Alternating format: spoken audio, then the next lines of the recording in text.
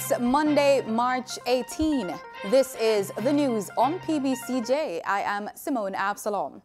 National Security Minister Dr. Horace Chang says that the government is committed to strengthening border security as part of measures to curb the illicit flow of weapons into the country. Addressing members of the diplomatic community at the Jamaica Pegasus Hotel in New Kingston recently, Minister Chang noted that the trafficking of illegal weapons continues to be a threat to international and domestic peace and security. He noted that the Jamaica Defense Force recently acquired a marine surveillance aircraft and 2 helicopters that have significantly increased monitoring capacity.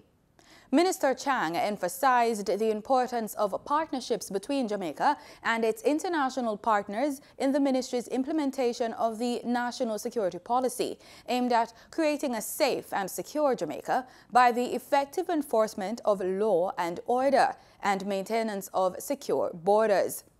Minister Chang informed that Jamaica has received a grant funding of 20 million euros, or approximately 3 billion Jamaican dollars, from the EU to fight crime. In a move to boost the micro, small and medium-sized enterprise sector, the government will shortly establish a $400 million fund on lending to the sector. Minister of State in the Ministry of Industry, Commerce, Agriculture and Fisheries, Floyd Green, says the National Export-Import Bank of Jamaica, Exim Bank, has been charged to institute the facility and it will be available soon. The state minister, who spoke with JIS News following his presentation at a youth conference in St. Catherine at St. Catherine High School last Thursday, said work is taking place in the Exim Bank for MSME loans that are accessible to all who want to develop their enterprises at rates that they can afford. The forum was organized by the University of the West Indies Governance Club for high school students who are preparing for tertiary education under the theme Total Wellness for a Smooth Transition into University. It has been 3 months since the government imposed a ban on specific categories of single-use plastic bags. However, some people are still using the outlawed items, prompting a warning from the National Environment and Planning Agency, NEPA, that the time for allowances has expired. Chief Executive Officer of NEPA, Peter Knight, emphasized that people and entities which continue to use the banned bags are in breach of the Trade Act and the Natural Resources and Conservation Authority Act. He told the Jamaica Observer recently, quote, "If you see plastic bags being openly displayed by vendors, it is a breach, and so they are liable to prosecution because we have come out of the stage of overlooking these breaches. We're now into enforcement," end quote. In December, Environment Minister Darrell Vaz said businesses that had small amounts of plastic bags in stock were allowed to continue to use them up to February, when their alternative supplies were expected to arrive. The ban prohibits the importation, manufacture, and distribution of all single-use plastic carrier bags of 24 inches by 24 inches and below. This includes bags commonly called scandal bags, mainly used in the retail and wholesale sectors. The ban also extends to plastic drinking straws and expanded polystyrene foam, commonly referred to as styrofoam. Former Police Federation Chair Arlene McBean should be reinstated immediately. This ruling was handed down in the Supreme Court on Friday. Corporal McBean had filed an application in the Supreme Court for her to be reinstated to the post of chairperson for the Police Federation. The application was filed in February after the feud between Corporal McBean and some senior members of the Federation deepened. She'd taken the top brass of the Federation to court for what she claims was an illegal move to have her removed from the post. Her attorney, Hugh Wildman, says the court found the Federation acted illegally. 5 motor vehicles belonging to patrons who attended Buju Banta's Long Walk to Freedom concert on Saturday were stolen, and this has prompted the police to issue an appeal for motorists to park only at designated areas for such events. According to the police, none of the 5 stolen vehicles were parked at the designated area at the National Heroes Circle for the sold-out concert at the National Stadium. One vehicle belonging to a patron was only broken into, according to a news release issued by the police's corporate communication unit yesterday afternoon. 2 of the 5 stolen vehicles have since been recovered. And in the meantime, investigators are appealing to anyone with information that may assist in the probe to contact the stadium police at 876-946-1831. Police Emergency 119 numbers, or the nearest police station. In regional news, Guyana's President David Granger says there's no collusion between the government and the Guyana Elections Commission, GCOM. This after opposition leader Mr. Brat Jagdeo at a press conference Thursday accused the president of pressuring government-nominated commissioners of the Guyana Election Commission, GCOM, into stating that GCOM is unready to host general elections and regional elections. The president addressed the nation on Friday. The president and ministers remain in office as provided for by the Constitution, which states, and I quote, "Notwithstanding its defeat, the government shall remain in office and shall hold an election within 3 months or such longer period as the National Assembly shall, by resolution, supported by not less than 2/3 of the votes of all the elected members of the National Assembly, determine, and shall resign after the President takes the oath of office following the election." End of quote. The Constitution contemplates continuity of the government. There is no legal impediment that restrains the government from exercising its functions or requires it to assume only caretaker functions. It is my desire that credible elections be held in the shortest possible time. I shall continue to ensure that government's actions are consistent and are in compliance with the Constitution, and I can assure citizens of a credible electoral process.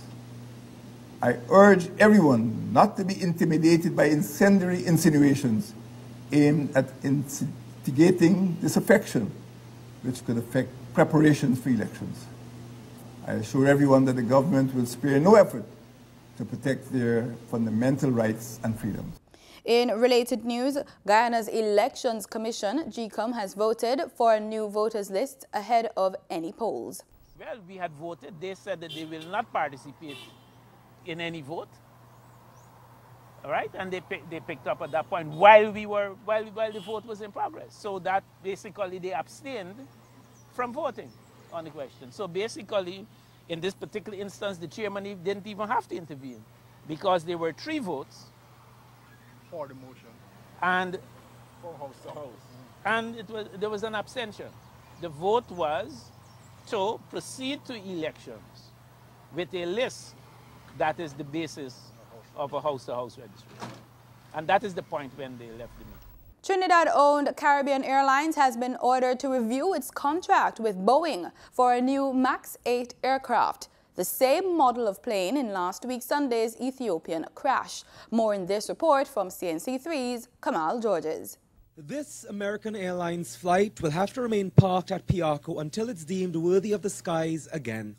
The grounding of the 737 MAX 8 aircraft left hundreds of passengers scrambling to find accommodation on other airlines because of cancellations. This plane and all others of this type will be restricted from this country's airspace until further notice.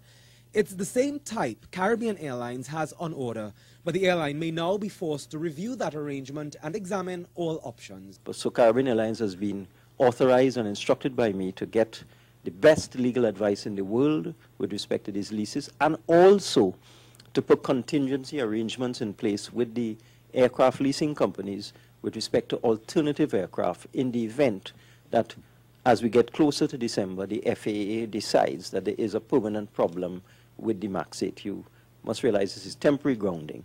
Of course, you have the psychological issue as well with respect to the aircraft, even if the FAA came out and said it's a good aircraft. Already, the finance minister says a preliminary review of the contract signed for the lease of the new planes provides some exit avenues for the local carrier, considering that a $7 million down payment has already been made. Certainly, I can give you an assurance, Caribbean Airlines will not be flying any aircraft that is deemed to be not airworthy by any regulatory authority. I can give you that assurance. Minister Colm Imbert and the Transport Minister defended the actions of this country regarding the aircraft. While dozens of countries around the world took preventative action, the Civil Aviation Authority issued the prohibitive order just yesterday.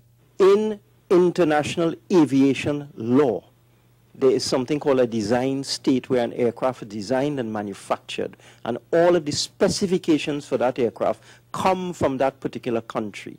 Our Civil Aviation Authority, not being the design state or not being within the design state for the Boeing 737-8 MAX, is in no position to determine the airworthiness of the MAX 8 or not. But other countries like China and members of the European Union, even the Cayman Islands, did not wait until the Federal Aviation Administration in the United States grounded the aircraft to take action.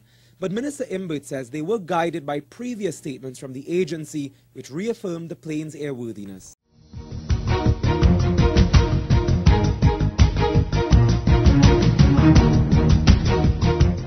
In sports, we bowl off with cricket as West Indies power hitters Chris Gayle and Shimron Hetmyer made big jumps in the ICC's ODI batting rankings. The trio made headway following the regional's 2-2 series tie in their recently concluded ODI home series against England.